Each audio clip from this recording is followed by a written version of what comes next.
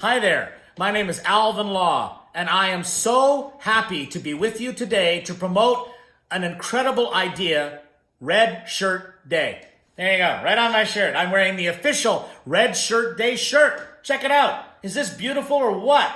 And as you can read, if you can read, and I'm saying some people out there might not have sight, it's for supporting Easter seals and Camp Horizon in Alberta. And there's a tagline down here that I'd like to also focus on: empowering people with disabilities. So, I have been asked today to do a short video, not only as a tribute to this great idea, but to promote the notion that people with disabilities are like everybody else in our society. We've all got challenges. And especially in the last year, we've seen what a challenge can be like when something is just thrown at us that we didn't ask for, that we would never want, but we must learn to live with. To me, that is the epitome of many, many peoples with disabilities. Now, ironically, I never had to adjust to mine because I don't have one. Let's let that sink in for just a minute. Now, you can imagine how many times I've heard this question. What happened to you? It's a great question. And the reality is, sure, there was an event, like there are in so many people with disabilities' lives, that create a situation where we are faced with everyday obstacles. Mine was a morning sickness medication given to pregnant women in the early 1960s called thalidomide. It was the literal physical element of the medication that didn't allow my arms to grow. In one of those twists of life, though, not only was I born without arms, but 5 days into my life, I became homeless. True story. Did my family live on the streets? No. This was in rural Saskatchewan. Were they deceased? Was I an orphan? No. But in 1960, we had a very, very different approach and attitude towards people with physical disabilities or mental challenges or intellectual challenges than we do in 2021. The funny thing about my story is when people hear that I was given up at 5 days of age, the bulk of humanity goes, "That's so sad." I would argue it was the best thing that could have happened to me. Because you see, I was able to get a family. Started out as a foster home. The foster home became my permanent home, and my parents became my only known parents of my life. And even more importantly, my mom was 55 years old, and my dad was 53 when they brought me home as a newborn. Let me grab my book here. You see, I'm a professional speaker by trade. I'm also a best-selling author, and I want to just have some fun with you today, if you don't mind. Here's a picture of me when I first came to live with Hilda and Jack Law. Actually, I'm probably a few months old here, but look at that. Now, some would say, "That's so cute." And others would say, "Oh my God." You do notice the distinction between the two, huh? And I'm not saying that if you go, "Oh my God," you're a terrible human being. You're not. You're typical. I would never expect someone to look at me and go, "Dude, you've got no arms. That's awesome." No, people don't do that. And I understand why. But what if you're the one that's living with that condition or that situation or that circumstance? See, there's no real word for it. You know, I got to tell you, on a personal note, COVID has created an expression that I really, really, really, really dislike. The new normal. Really? What does that mean? I don't like it because it suggests there is a normal.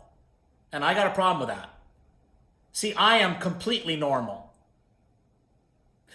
Let me explain why that matters in terms of an attitude that we need to express, not only during the celebration of Red Shirt Day, but the idea of what a person with a disability can really become, even though it may not match our society's standards of achievement and success.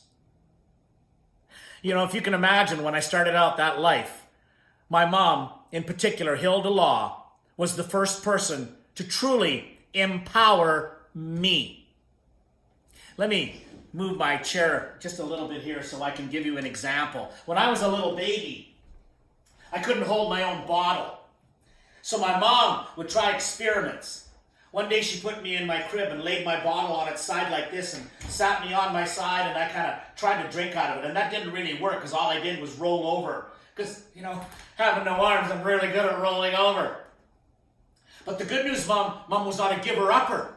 So she just kept putting that bottle back on the pillow, and I rolled over, and the bottle back on the pillow, and I rolled over, and the bottle back on the pillow, and I rolled over. And then on a fun day, Friday morning, about a week later, Mom comes into my room, and I'm sitting up in the corner. I got the bottle between my feet, sucking away, having a great time.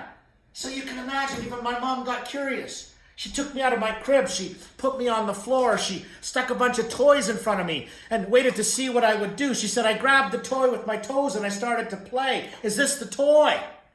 No, it's actually a hairbrush. I don't really need one anymore. But it's an example of how I've had to adapt from the beginning of my life to doing some of the most basic, mundane things, like brush my hair or my teeth, or wash my face, or shave, or shower, or whatever I'm doing. How do I dry off, people ask. I roll around on the ground in a towel like a dog. That's how I dry off. Let's be blunt. Dignity is one of the things that is stolen from so many people with disability.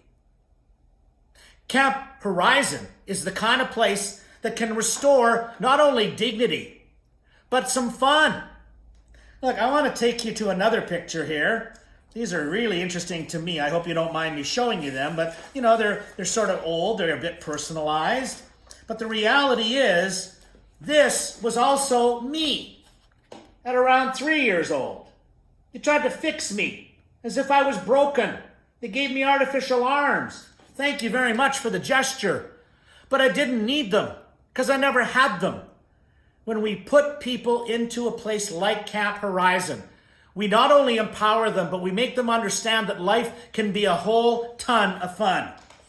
Let me go to one more picture here that I want to show you because this is one of my favorite images.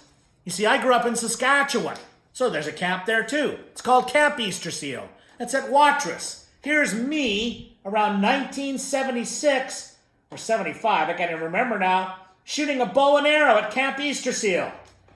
Somebody once said, was that safe? I never really thought about it. But can you imagine how I go from being this armless child who looked like he needed fixing to celebrating things like archery or horseback riding or whatever activities I did at Camp Easter Seal? Look, let me show you something a little more physical, if you don't mind. I realized that that was going to be a trick in my life to be able to do things other kids did, like sports. So I never really got into sports. But the fact is, I loved music. So here's an example. This is the first song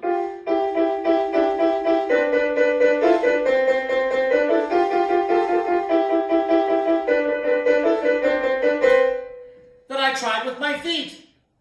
We didn't even own a piano. I found it at a friend's house one day. I tried that song. I thought it was terrible. When my mom heard me play it from her card game upstairs, she came racing down to the basement. Was that you? I gave the standard 10-year-old answer. Do you see anybody else down here? And then she made me play it again. And then she asked a lady in Yorkton, Saskatchewan, my hometown, to give me piano lessons. I can still remember the look on her face. As if to say, are you nuts? You can't play the piano. Look how short your toes are. See, to me, that is part of the problem and nobody's to blame. It's just this idea that people with disabilities can't have quality of life. I want to show you one more thing before I wrap this up. That was one opinion. But then something else happened in my life that changed every rule there was. See, I got to be in a band in Yorkton, Saskatchewan. My first instrument was a trombone. It was mounted on the side of a chair that I played with my foot. And then I learned to play other instruments like this.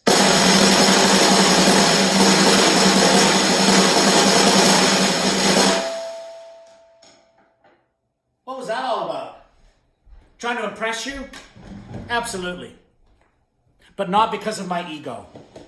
I want to impress upon you today, the need is always great, but it's even greater this year because of the current situation we're in a global pandemic.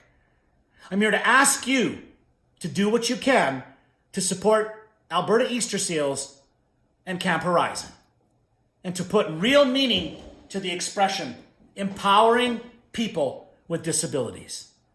We can do this. I know we can, because I have, and I know you can too. Thanks for watching today, and let's remember, Red Shirt Day, every day. Thanks for watching.